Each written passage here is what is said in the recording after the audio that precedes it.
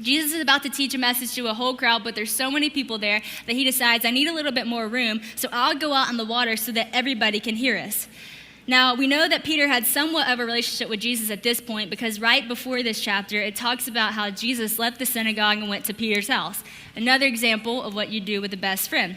And while he was at Peter's house, he actually healed his mother-in-law, so we know that they had a cool relationship. But on this day, with this crowd, Jesus got into Peter's boat to teach.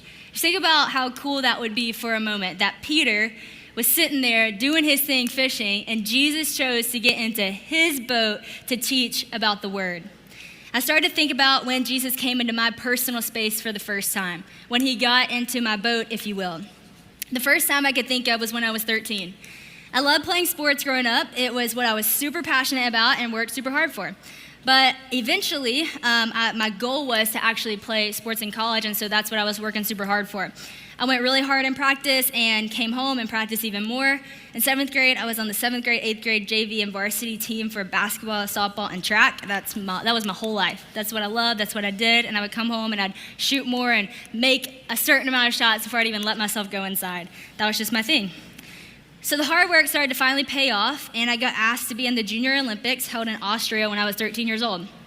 At the time, my parents could not afford to come with me and see me play, and I couldn't even afford a flight over there myself. So I had to do a fundraiser, a free throw shooting thing. I actually went out there and people sponsored how many free throws I would make, and that's how I was able to pay for my flight to go. But because my parents didn't have enough money at the time, they weren't able to join me. So this was my very first time out in the real world without my parents, away from my very, very sheltered home. I was pretty shell-shocked, to say the least, whenever I got there with some of the language of my new friends. And just to put it into perspective of how sheltered I was, I remember there was a girl on my team who rapped the whole rap part of Poker Face, and I thought this was wild. Like, I wasn't even allowed to listen to that song, and I was like, this girl's crazy. So it was pretty crazy. There was a party that was held every single night for all the players in every sport, and because of the variety of ages that were there, there was a lot done at those parties that I had never seen before or experienced. Lots of drinking, lots of provocative talk, and lots of provocative things being done, and I felt super, super uncomfortable. So I asked my coach if I could leave, and she said, no, you represent USA basketball, every athlete has to be here. So I sat by the door. Each night, I sat by the door for the next 8 nights. And sitting by the door for the first time in my life, I realized I don't just know about Jesus, but I actually have a relationship with Jesus. Like I said, you know who your best friend is by the person that you want to sit by.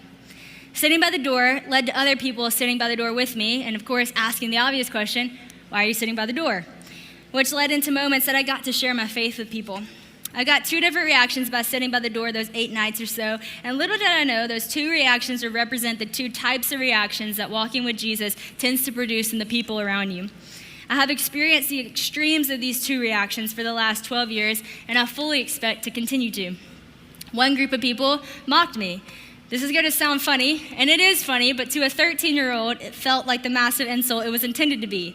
The girl said, why don't you party with us? You're so boring. And then they went on to say, we are like Lamborghinis going out and living our best life, and you are like an old lawnmower put up in a garage. True story. Literally can't make that up. The other group didn't mock me. They were impacted.